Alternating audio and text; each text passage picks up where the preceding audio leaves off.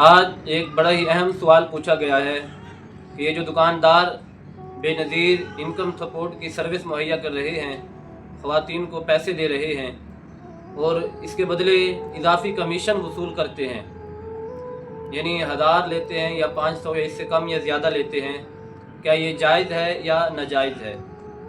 तो याद रखें, ये जो दुकानदार जो अमला ये सर्विस मुहैया कर रहा होता है, ये कंपनी से कमीशन वसूल कर रहा होता है, यानी ये अपनी तनख्वाह लेते हैं, ये अपनी मजदूरी लेते हैं, जिसकी वजह से ये आगे डिवाइसेस के ज़रिए ख़वातीन को पैसे देते हैं।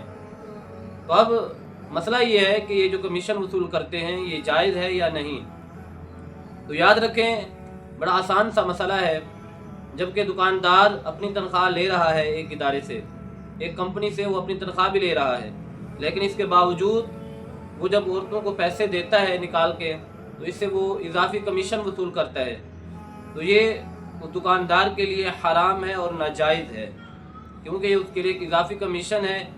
हालांकि जिस इदारे के तहत वो काम कर रहा है, जिस कंपनी के तहत वो काम कर रहा है, औरतों को पैसे निकाल के दे रहा है, वो इसकी तनख्वाह हासिल कर रहा है, उसको अपनी मजदूरी मिल रही है।